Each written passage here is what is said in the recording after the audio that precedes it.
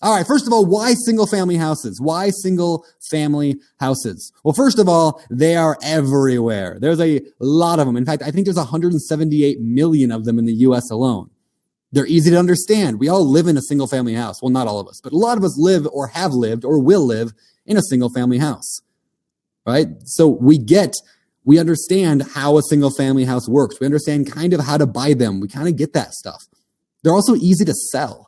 And I'm not saying necessarily easy like you just list it and you're going to guarantee to sell it. But what I mean is, in comparison to almost every other real estate investment, like multifamily or commercial, things like that, single family houses are a lot easier to sell because there's a lot of people who want to buy them.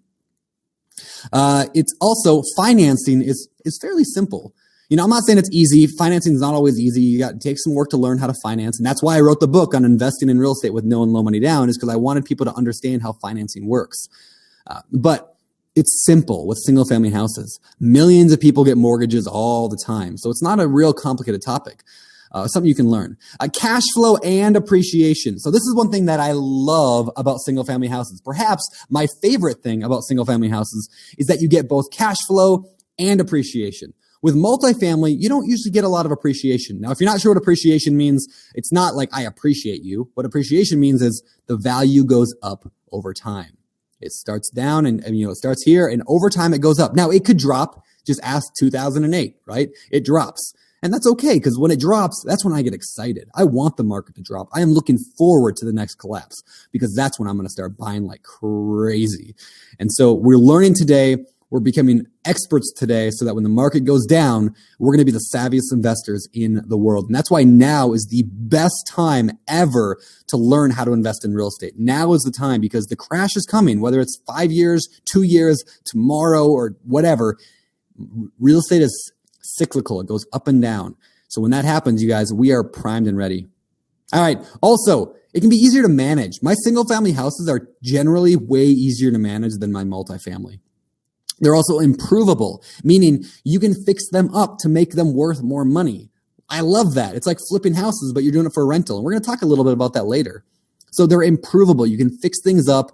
You can, add a fence, paint the outside, add a bedroom on, turn a attic into another room, and increase the value. It's improvable.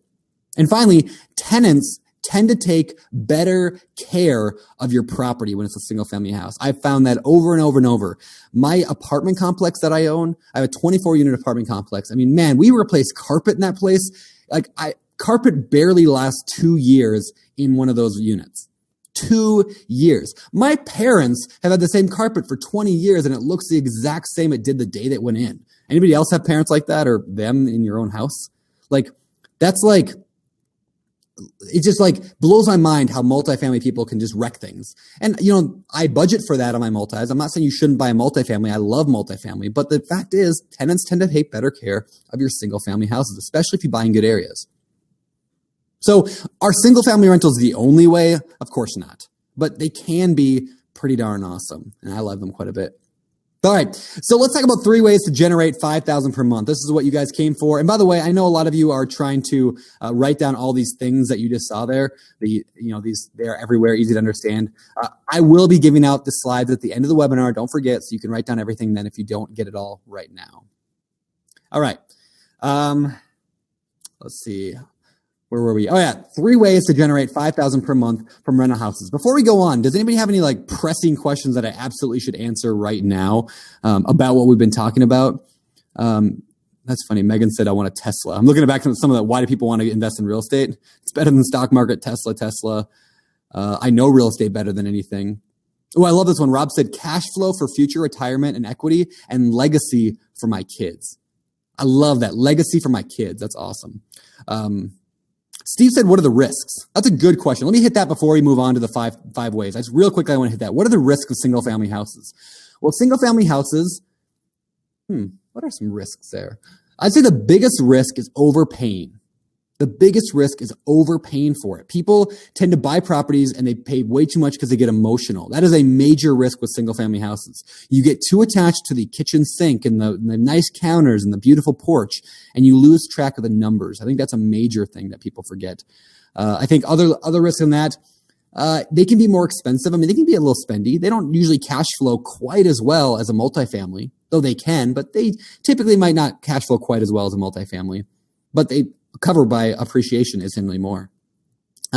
Gerald said, why are my messages going to admin? I turned off the public chat just because it get really, really, really crazy sometimes. So, all right, and Khan said, how long does it take to start making $5,000 a month? That's a good question too. If we're going into how to make $5,000 a month, how long does that take?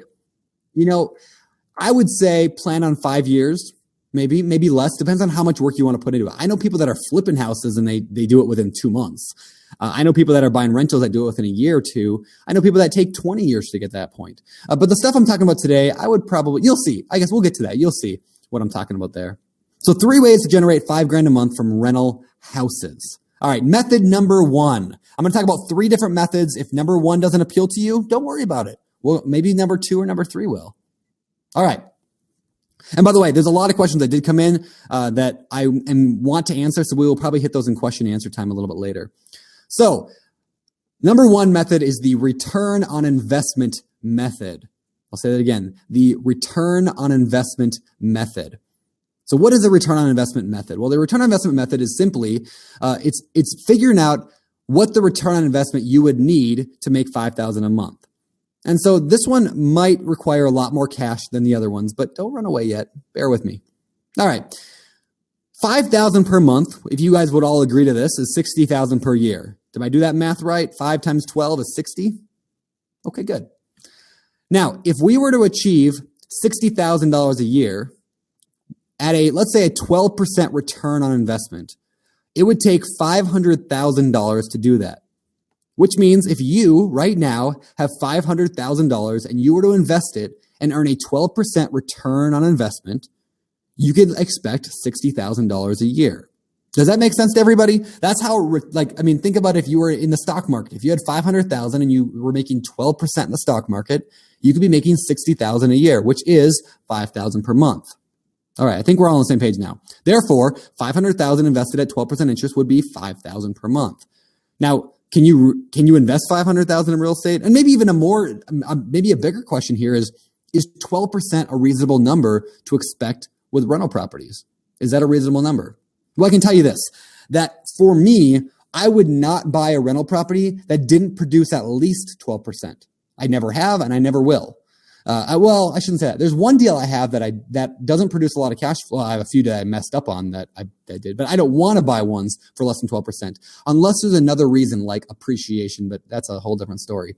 So the question is, can you get 12%? I believe you can. I believe everyone could.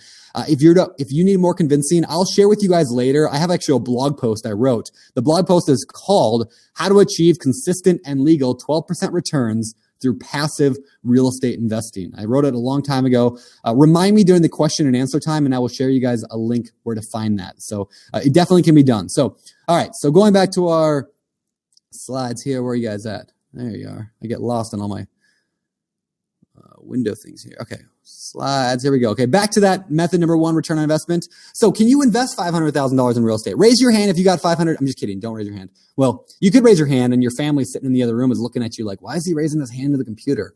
That guy's awkward. All right. Well, let me ask you this. Could you instead, I'm not saying you can do 500,000, but could you invest 50,000 per year for 10 years? Now, a lot of you, the answer is no. And that's okay. That'd be a struggle, right? 50,000 per year. You might only make $50,000 a year from your job. Okay. So could you, just to throw this idea out there, could you flip 2 houses a year, make 25,000 on those flips and turn that income and roll that right into rental properties? Could you flip houses to make that extra money? No? Maybe? Well, if not, don't worry about it. We got 2 more methods coming up. I just wanted to share that first one because some people here, I've got a lot of friends in this world who are really well off. They've got a lot of money and they've got a lot of residual money. They don't know what to do with it, right? That sounds like I know you're thinking like, wow, a tough problem, first world problem right there. But there's a lot of people who make good income in this world and they don't know what to do with their money. So I put that in there because for them, that it can be a great method right there. They can take their income that they're making from their job or from their business. They can start buying property, making 12, 13, 14, 15%. And that's only on the cash flow. Now, there's other things that make real estate worthwhile, like appreciation and the fact that the loan gets paid down every month and the fact that you get tax benefits. There's a lot of other reasons, but straight cash on cash, I like 12%. I think it's achievable, but we'll come back to that later. Let's move on and talk about method number 2. I think this one might appeal to a lot more people out there. The cash flow per house method. It's the cash flow per house method. All right. So what does the cash flow per house method look like? Well, it's just like it sounds. How much cash flow do you need to get per house? How much cash flow do you plan on having per house? And then how many houses do you need to get $5,000 per month? Right? So we're just doing a very, very basic math thing here. If you, for example, if you had $200 per house in cash flow, if that was your goal and you only bought property that produced $200 a month in cash flow, 200 times what equals 5,000? Any math geniuses out there? 25. I didn't give you time. So 25 houses. So the question is, could you buy 25 houses? Well, this is where it gets sticky, right? Could you buy it tomorrow? Probably not. Could you buy it in the next year? Doubtful. Could you buy it in the next 5 years? Well, maybe. So how can you acquire 25 houses? Could you buy 2 per year for 12 and a half years? Maybe. Could you buy 2 per year for 12 and a half years? I think that is definitely a possibility. Could you buy 5 per year for 5 years? I don't see why not. 5 per year, you could definitely do that. There are people in bigger pockets buying a dozen or 2 dozen. My goal this year is to buy a dozen properties, 12 properties this year. And so it shouldn't be impossible. And if I do that, I can do that for 2 years and I'd have that point. Now, I know a lot of you are saying, hey, I don't have the money for that. I can't afford it or whatever. And then, you know what those people are saying? They're the pessimists, right? They're like, oh, I don't have the money for it. I'm going to shut this off and go back to watching Dancing with the Stars or whatever show's on TV right now, right? So there are 2 types of people in this world. I want you guys to understand this. This might be the most important thing you hear all week. There are 2 types of people in this world. And this comes from Rich Dad, Poor Dad. If you haven't read it, make sure you read it. So there are 2 types of people. Number 1, people who say, I can't afford it. There are people who say, I can't afford it or I can't do it. They use the word can't and then they shut their brain off. It turns off and they go back to watching TV or they go back to their job working 9 to 5 because that's easier. It's easier mentally. The other type of person is somebody who says, how can I do it? How can I afford it? How can I make that happen? So what kind of person are you? Are you a can't or a how kind of person? You can even let me know. Let me know in the chat area. I want to see them come through because I want you guys to self-identify whether you're a how person or a can't person. Because how people figure stuff out. Look, I put a little bit in, but I've hardly put any money of my own money into any deal I've done in the past decade or 9 years. Almost everything I've bought has been with creativity instead of cash. 45 units now. And I did that through creativity, not through my own cash, because I have a how mentality, not a can't mentality. So if you have a can't mentality, you know, it's not the end of the world. You can learn how to grow a how mentality. I recommend reading Rich Dad, Poor Dad. I think it's a good way to get there. So there's a lot of ways to do it, but yeah, this is awesome. There's like 1,000 hows coming in right now. I should turn that on. Well, too late. You guys will be overwhelmed. All right. Moving back to the slides. Now that we got a lot of how people here, that's good. I just like to make people say things, right? There's so much power in words. And typing it is kind of the same thing because we're not in the same room. If we were in the same room, I'd make you guys shout it out. Like, how? But if you shout out right now, you might scare your kids or something. So you don't have to shout it. But anyway, okay. So you guys are how people. So how do you acquire that? You know, that's maybe a topic for what we talk about later, financing and finding properties. But and we can talk about a little bit more in the question and answer time, but we'll get there. Let's move on to method 3 because we got a lot to go on this webinar still tonight. Method number 3 is the BRRRR / the long flip investing. Now, this is where we're going to lose some people because a lot of you guys, the pessimists out there, are going to say, this is getting too complicated. I want to go back to what's the color yellow and how do I add 2 and 2? So we're going to get a little bit more complicated here. So bear with me, be how people, and let's figure this out. All right. BRRRR stands for buy, rehab, rent, refinance, and repeat. I'm going to say that again. Buy, rehab, rent, refinance, and repeat. In other words, let me tell you guys a story of a project that I just worked on. So I bought a house this spring And I just like using this example because it's like perfect numbers. I bought it for $70,000. Now, a lot of you are thinking 70,000 is crazy expensive. And other people are thinking 70,000 is crazy cheap. And so like, don't worry about the numbers. Just let that part out of your mind. Math works no matter if we're buying a $100,000 property or $1 million property. This just happens to be my area. So I bought it for $70,000. I put in about $30,000 worth of work. That means I have a total of $100,000 into it. I used private money, which means a private person that I know lent me the money on the deal so that I didn't have to put in much of my own money into the property. So I bought it and then I rehabbed it, BR, and then I rented it out. I rented it out to a nice family for $950 a month. In fact, I'm probably 200 under market. I should be more at like 1150 or so, but I just didn't, I mean, that's a mistake I made. I didn't know my market good enough. I didn't realize my market had climbed so fast. So when I told him 950 verbally, he was like, oh, I'll take it. And so then I didn't want to like be a jerk and whatever. So his rent will be going up in a few months when we get to the 1 year mark, but that's just part of knowing your market. So anyway, I got this property now and it's cash flowing a little bit for me. Not a ton, but a little bit.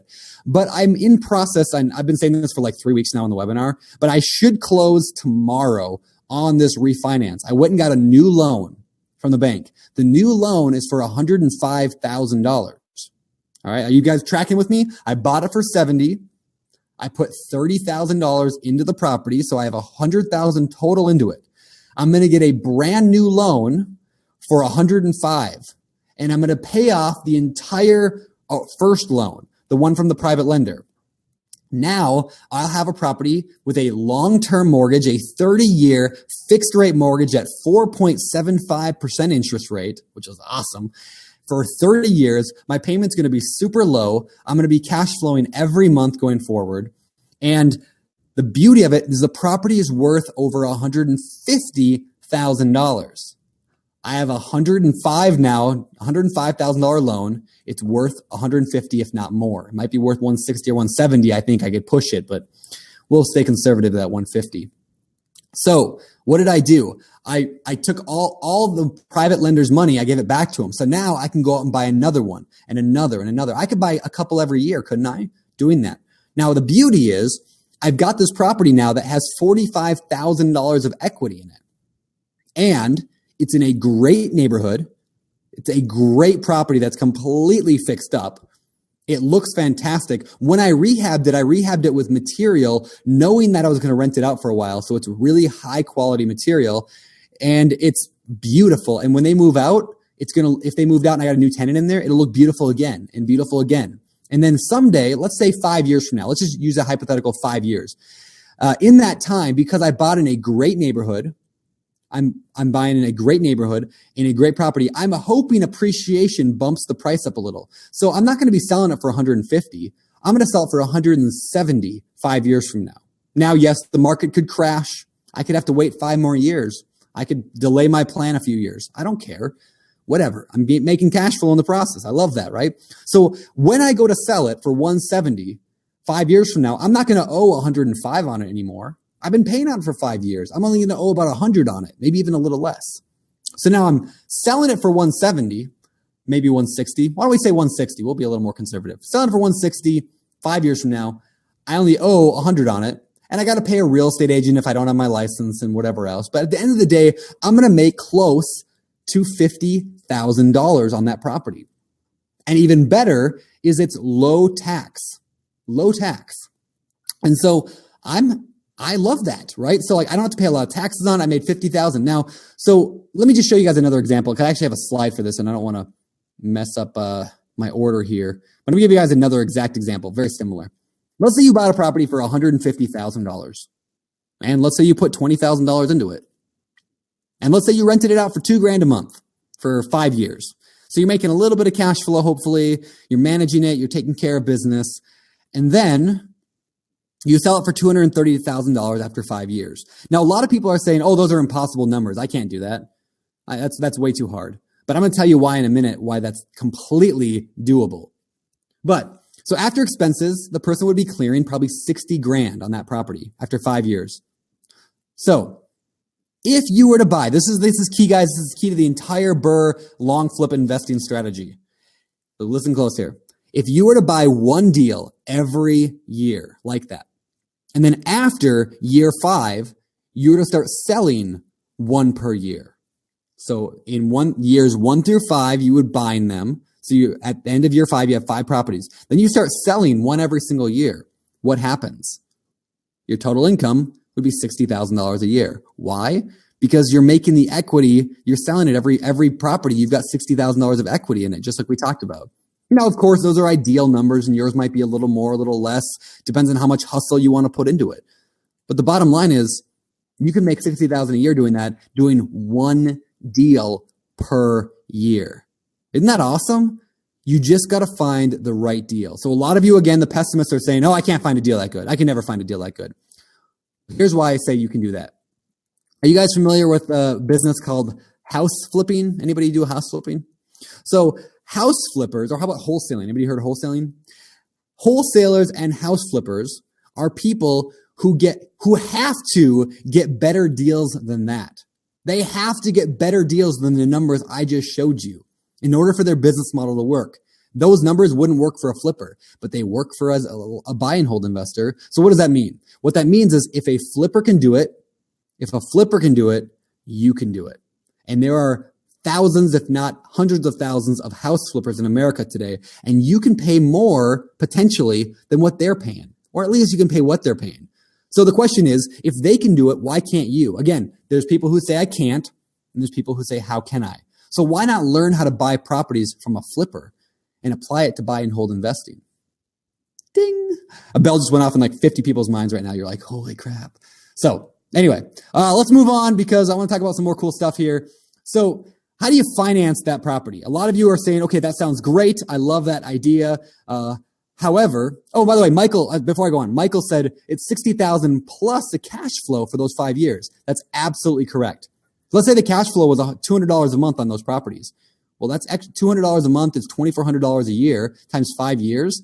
That's what? That's 11 grand, 12 grand, something like that. Like that's 11, yeah, whatever it is. Anyway, that's good money. That's even more money right there. It's awesome. Okay, so a lot of you are saying that sounds wonderful. I want to do that. That sounds great. However, I don't have any money. I can't finance them. I don't have all cash to buy these properties for. Well, great. Neither will I. So how are we going to finance a rental house? I'm going to give you just a few ways right here. These are just a few strategies you can use. Number one, you could use a conventional loan. A conventional loan means you go to a local bank, you put down 20%, and you get a loan for it. Now, a lot of you saying, I don't have 20%, and we'll talk about that in a minute. But, or if you can't get a conventional loan for whatever reason, maybe you could get a portfolio loan. A portfolio loan is a loan from a local bank, not a big national bank, but a local bank. And it's typically, they don't have quite the same rules as the national conventional loans have. They can have a little bit more flexibility in what they do. Number three, you could do a partnership. Why not? Let me tell you guys about one of my properties that I bought. I bought a triplex with somebody. And I know we're talking single family houses here, but the same thing applies for multifamily and single family for all of these. I bought a triplex and I didn't have the down payment. This was like 4 or 5 years ago, and I wanted to buy it. It was a great deal. I didn't know what to do. So I simply talked about it with a bunch of people. I just said, hey, I got this, I love real estate. I'm doing this thing. And everyone knows I'm the real estate guy. And I told one couple about it, and they said, we would actually like to maybe go in on that with you. And I said, great. I got the deal under contract. Why don't you guys supply the down payment? I will bring the deal to the table, and I'll manage the property forever. For as long as I hold the property, I'll manage it. I'll make sure it's taken care of. They said, great. So I got this property, which was an amazing triplex that cash flows almost $1,000 a month, and we split it. So I'm making somewhere around $400 to $500 a month in cash flow on this property, and I put no money into it. That's one way to make a partnership work. You could also use a home equity loan. If you've got equity in your primary house that you live in, you could use a home equity loan. If you don't have anything, you could potentially use a lease option. And I don't have a lot of time to go into that, but I'm doing that right now in a house where I lease optioned it, which means I'm renting to own it. I'm renting to own it from a guy, and I pay him $500 a month. And then I am renting it to someone else for $850 a month. I get to keep the difference, and I have an option to buy it for, $62,000, and the house is worth about $100 right now, maybe a little slightly less than $100. And so I've got equity, I've got cash flow, and I don't even own the property. It's a lease option. And then there's a lot of other creative methods, you guys. If that confused you, if you got nervous or whatever, and you're ready to shut this off and go watch your Dance with the Stars, just bear with me 1 minute here and understand this. Creative investing can be learned. That's why I wrote an entire book on it called The Book on Investing in Real Estate with No and Low Money Down. It's all about all these different strategies that you can use. Don't mind my dog barking in the background. That's Ruby Lou. If she comes down, I'll introduce you guys to Ruby. That's what, like, the whole point of the book was, and there are thousands of blog posts on BiggerPockets all about the topic of creative investing. You guys can do it if you're the how kind of person. By the way, somebody said, what was the partners split on that deal? Mel said, what was the partner split on the deal? For me, that was 50-50. We split everything 50-50. It can be whatever you want it to be, whatever you guys negotiate. I could have maybe said 70-30 and I could have maybe taken 70, or I could have said 30-70 and I could have taken 30, right? It worked for me. It worked for them. And both of us are happy. All right. So I want to give you guys a simple action step. I like to give action steps. So here's what I want you guys to do. One of two things, maybe both. Within 24 hours, I want you to contact a local lender. Find a local bank, not a national bank, a local bank like a credit union or something like that. Find a local lender and find out your ability to borrow from a bank. Have them just tell you, like, sit down with them and say, look, here's my income, here's my credit, let's talk about this. And they will tell you what you need to do to become a good borrower. Or if you don't want to go the bank route, read the book on investing in real estate with no and low money down. I'll tell you guys later where you can get that. It's at biggerpockets.com/no money, but I'm going to give it away to a few people tonight as well later. So stay tuned for that. So somebody said, do you split the cash flow? Yeah, we split the cash flow 50-50. So we pay what we do is all the income comes into the checking account. All the expenses are paid out. And once a year, at the end of the year, we just write a check. We actually go out to eat. We have a tradition. We just did it last week. We go out to dinner at a local Mexican restaurant. We sit down, we enjoy a big meal. The company buys the meal for us, and I don't know the tax stuff involved in that, and I'll let my CPA figure that out. You should too. But we sat down, and at the end of the meal, we each wrote out a check for, I think it was like $4,500 or $4,000 or somewhere around there. We wrote out checks to each other for this past year. And that was with a major flood hitting the property and one of the units going vacant for a while. We still wrote out a check for $4,500 or $4,000 to each party. And now I have that money, and I could go do what I want with it. And I'm probably going to buy something cool. So anyway, definitely those are your two action steps. Do those two things, guys. All right, let's move on and talk about how to find rental houses, how to find them. I'm going to give you guys 4 ways. There is a lot more than 4. In fact, I'm working on a post right now called 50 ways to find rental properties or find properties. And that'll be done here in the next month, hopefully. It's going to be the longest post I ever wrote. Maybe I'll turn it into like a video course for free or something like that, but I'll make it free no matter what I do. Here's just 4 ways. The MLS. If you're looking for a rental house, go get a real estate agent. They're free for you. It doesn't cost any money. So again, the MLS, you can find good deals. And if you want to know what that looks like, go to realtor.com, REALTOR.com. Don't do that now. Go later. Check it out later. We got a lot to do today on this webinar. Number 2, direct mail marketing. Send out direct mail. A lot of the big flippers are doing that. A lot of the wholesalers are doing it. Why not you? Number 3, driving for dollars. Get in your car, drive around, look for properties that look vacant, write down the address, go to the county records and online and go research who owns it, and then send them a letter. Maybe 1 out of 10 will sell you their property. So guess what? If you find 10 properties, maybe you got a deal. And number 4, Craigslist. That's such an easy way to put it. Go post an ad tonight. That's an action step for you. Go post on Craigslist tonight. Hi, I'm looking for a deal. All right. So the simple action step for how to find them. Within 24 hours, I want you guys, within 24 hours, contact a local real estate agent and ask them to set you up with automatic alerts. So contact a local real estate agent and ask them to set you up with automatic email alerts. So if you're looking for a property under 100,000, tell them any property under 100,000, can you send me an email automatically? Any good agent should be able to do that.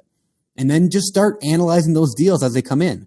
You don't have to buy them. Just get good at analyzing them. And that's what we're going to do next. We're going to talk about analyzing them. So, because honestly, is it really that easy? A lot of you guys are saying, this sounds so good. I'm going to be rich and famous.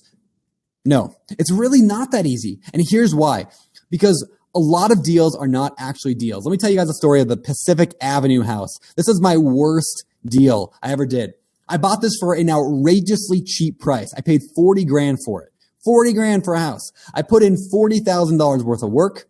I refinanced it, basically did the BRRRR strategy, and I lose money on this house every month, every year, and I will every decade I own it. I hate this house. I've had 5 or 6 or 7, maybe 7 now, hell tenants there. I mean, just the worst tenants you can imagine. The place is falling apart half the time on me. I go crazy with the property. Now, why is that like that for me? Why did my friend's parents go bankrupt and get a divorce because of their properties? Why is that? It's because I did not analyze the deal correctly. I bought a house because it was cheap, not because there was value in it, not because it was a good deal. That's something that everyone needs to understand. Listen closely to this again. I'm going to say it again. Just because a property is cheap does not mean it is a good deal. You can tweet that. If you're on Twitter, go tweet that and say @Brandon@BP. And just because it's cheap does not make it a good deal. And so many investors don't get that through their thick skulls and they buy bad deals. If you want to buy deals that are going to provide $5,000 a month in passive income for you in the future, you need to buy great deals. You guys all on the same page? Are we tracking together? Okay, I hope so. All right. So this is a quote from me, words from the wise, because I'm apparently wise today. 99% of the properties out there are not really deals. You have to analyze for the best. You have to analyze for the best. It's a funnel. You might analyze 100 deals and only find one worth buying. But guess what? If you analyzed 100 deals a year, you'd buy 1 deal a month. 100 deals a month, you could buy 1 deal a month, right? Or if you did 100 deals a year, you'd buy 1 a year. If that was the percentage, if it was 1% worked out, then you just got to analyze 100 every month and you'd buy 1 a month. That's what I'm going to do. Now, a lot of you are saying, I can't analyze 100 deals a month. That's a ridiculous number. Well, let's divide it out. How many deals is 100 deals a month? 3 and a 3.1 or whatever it is. So basically, if you could analyze 3 deals every single day, 30 days a month, what would happen? Let me even ask that even further. If you can analyze 3 deals every single day and then make an offer on 10% of them, because when you analyze a deal, when you actually sit down and break down the numbers on a deal, you're going to find a number that works for you. Even if it's crazy ridiculous away from what they're asking, you're going to find a number that works for you. Am I right? So we're going to analyze a deal here in just 1 second. So hang tight. And we found a number that worked for me. We're going to find a number that works for me. Could I offer on 10% of those deals? Right? Could I potentially offer on 10%? I don't see why not, right? That's obvious. So out of those 10 deals that I offer on, are you guys tracking with me? So we analyze 3 deals a day. We make an offer on 10% of them. That means we're going to be making an offer on roughly 9 or 10 a month. Now, a lot of you are scared there and you're running away from the computer. You're saying, I can't make an offer. It's too scary. Don't worry about it. We'll get there. It's just, you don't have to see the whole staircase. If you can just see the first step, just take that. That's a quote from Martin Luther King, sort of. I butchered that quote, but anyway. So now out of the 10 deals that you make an offer on, you make offers on 10 deals. What do you think the chances that one of those is going to be accepted? Maybe 1 in 10? I don't know. 1 in 20? 1 in 10? 1 in 5? I don't know. It's going to be different for everybody, but let's just say hypothetically it's 1 in 10, which means if you analyze 3 deals a day, 100 every month, roughly. I know that's not quite math, but 90 a month, but let's just say 100 a month, and you made offers on 10 of them, and 10% got accepted. What does that really mean? Somebody want to do the logical, obvious answer? It means you would buy 1 deal every month. Remember what I told you earlier my goal is? My goal is 12 properties this year. So guess what I will be doing all year long? 3 properties a day, because that's my process. I'm just going to work that. I'm going to analyze 3 properties a day. And I'm going to make offers on them. I'm going to tweak and test. And I'm going to figure out how to get better leads. But really, this stuff is not that complicated. I'm not saying it's easy, but it's not for only the rich and the uber successful and the Harvard grads. This stuff anybody can do. So let's analyze the deal together, guys. I'm going to show you how to do this. A lot of you guys are thinking, I can never analyze 3 deals a day. It takes I'm going to be honest here. It takes me about half hour to 45 minutes to analyze 1 deal by hand. So it takes me that long to make that many to analyze a deal by hand. I'm going to show you how to do it in under 5 minutes. So this is where we're kind of shifting over to. I'm going to show you some cool tools that you can use. I'm going to show you how to do this in 5 minutes or less. So let me pull up this page here. Bear with me one moment while I do. And let's see. I'm going to move this over here. I got all sorts of stuff going on here. Okay, here we go. You guys can't see me yet, can you? Okay, hold on. Now you see me. Let me share that screen with you. I'm going to actually walk you guys through this property. Okay, here we go. Share. Okay, if you can't see it, understand that I'm going to share these slides with you later. You can even go play with this calculator yourself. This is the BiggerPockets rental property calculator. That's what I'm showing you guys here is the rental property calculator. You can play with it on your own all you want, but I just want to show you this real quick. And I'm going to go a little bit fast. If you're confused, don't worry about it. But this is all it is. It's 3 pages, 1, 2, and 3. And then page 4 is the results. It's going to tell me the cash flow that I could estimate. So I put a title on here. What do I want to call it? The Adam Street House. This is actually on the market right now, guys. This is like a real life property. It's on Redfin, 518 North Adam Street. You can even look it up, which is funny. I found this out today. On Realtor.com, it's listed at 120. On Redfin, it's listed at 99. Weird. Anyway, 518 North Adam Street, Montesano, Washington. These are easy, right? We can all enter in addresses. Property taxes. Oh crap. I don't know what the property taxes is. I'm going to sit down and go shut my computer because I'm a camp person and I'm a pessimist and I'm going to go watch TV. That's what people do, right? So I want you to be different. If you're unsure about anything on this calculator, anything at all, hover over the question mark that's right next to it and it teaches you more about it. It teaches you how to find the number, how to analyze that deal. So we actually want to help you learn how to do this while you're doing it. I think it's pretty awesome. I uploaded a photo. I did this before, by the way, so we can go a little quicker. Upload a photo, added the description. That's it for page 1. We could add some more property features if we want to, like it's a 3-bedroom or whatever, but I'm not even going to. I'll keep it at 0, because I want to go quick. Next step, page 2. How much do we want to buy it for? Let's take a stab. They're asking 100. Let's throw in 90. Okay. What's it worth after it's all fixed up? Oh, I don't know that answer. Okay, well, let's hover over the question mark. There's even a link there that will teach you how to discover what the ARV is. And if you're not sure, you can kind of estimate. It's fine. Next, we got closing costs. What's that going to cost? If you're not sure, hover over the question mark.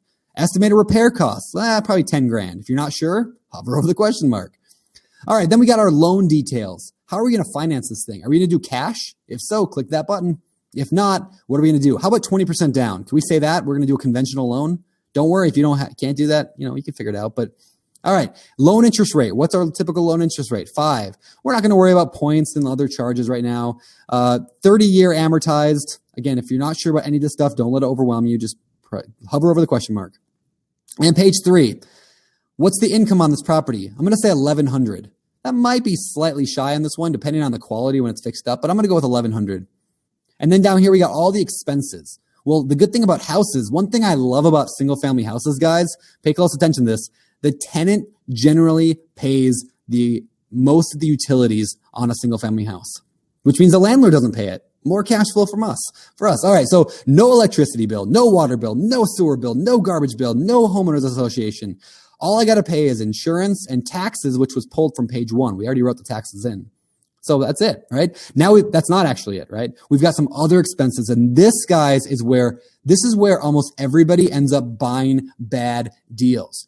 Most people can figure out the expenses we've talked about already, right? Most people can pull up a spreadsheet or go on a piece of paper and write this stuff down. Where they end up messing up is on the next expenses I'm going to show you. And that's why they buy deals. That's why I bought the Pacific Avenue house, because I thought it was going to cash flow at like $100 a month. And I lose several hundred a month on average every year. It sucks. All right. So let me show you guys. Let me go back to that screen real quick. Okay. We got vacancy. It's going to sit empty a certain part of the year. I like to throw in 5% because that's normal in my area. I don't know what's normal in your area, but if you're not sure, hover over the question mark. Repairs and maintenance, capital expenditures. These are big things like the roof and the driveway and the siding and the windows and the appliances. It's those big things that you need to save up for. People also call it reserves, maybe. And then property management. I don't want to manage myself. I'm not going to do that. So I'm going to hire a property manager for 11%.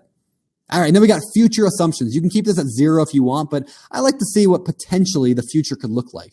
So I put 1% increase income, 2% property value, 1% expenses, and I hit calculate results.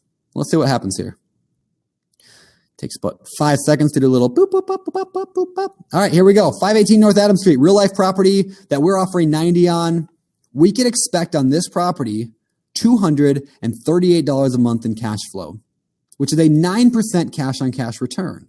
Now, is that good or bad? Well, it depends on what you want. Remember earlier I said that I want 12%? Well, here we go. This is probably not quite high enough for me. So you know what I'm going to do? I can scroll down and look at more stuff. I can see where did all those expenses come from? Well, here it is. Vacancy, CapEx, management. I can see a little pie graph. I can see income. I can see what the 50% rule says. Interesting. I can see how much total cash I would need to buy this property based on those numbers. I can scroll down. I can see some more things like the gross rent multiplier, the debt coverage ratio. I can see all this cool stuff. I can see the future, year 1, 2, 3, 4. I even have this little graph here that I can hover over, and I can see what the future looks like. The blue line is cash flow. I'd be looking at $2,000 a year in cash flow right now. 5 years from now, $3,000. 10 years from now, $3,500.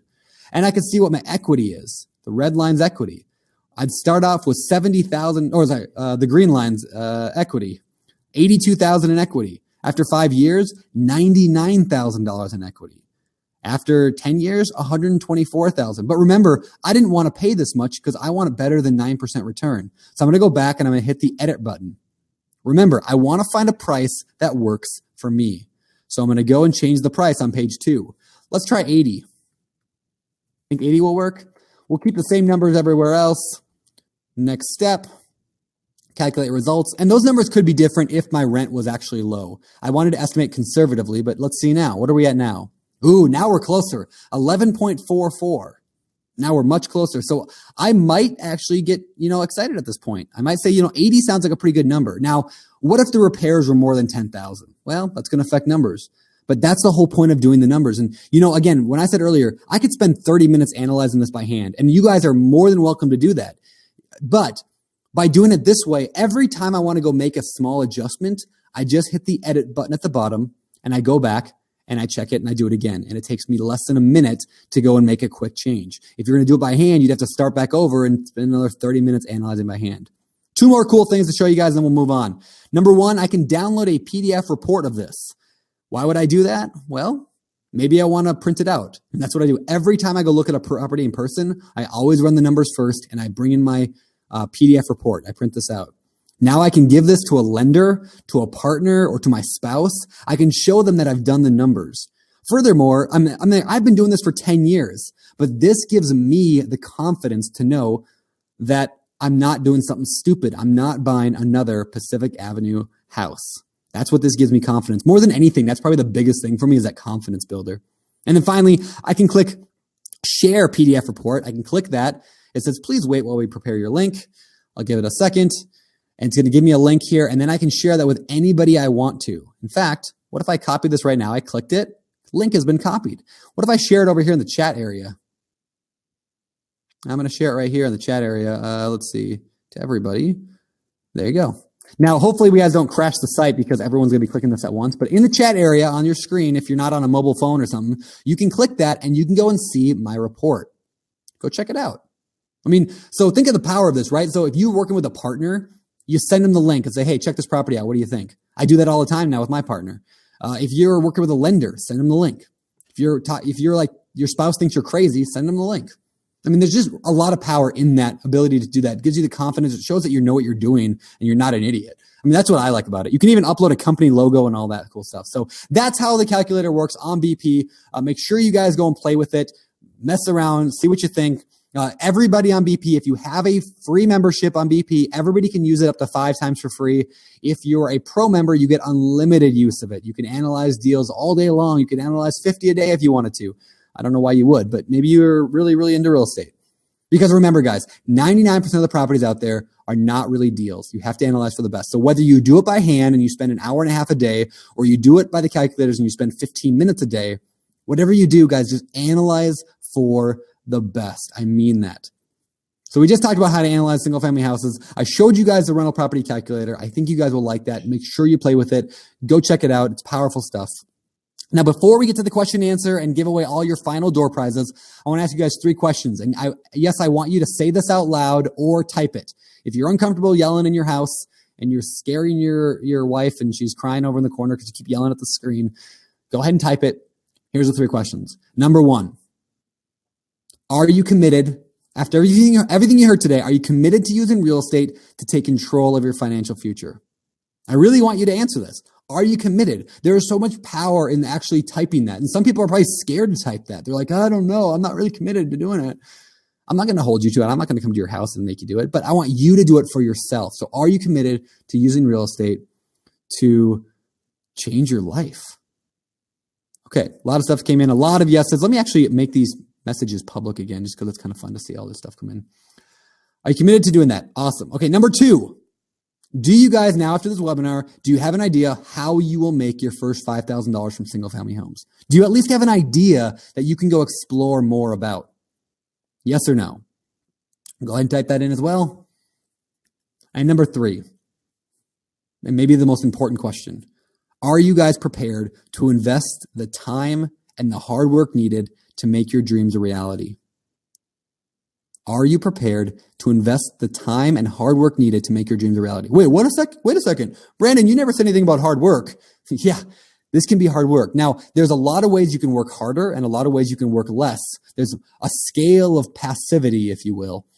But the truth is, this is not get rich quick. This is not overnight success.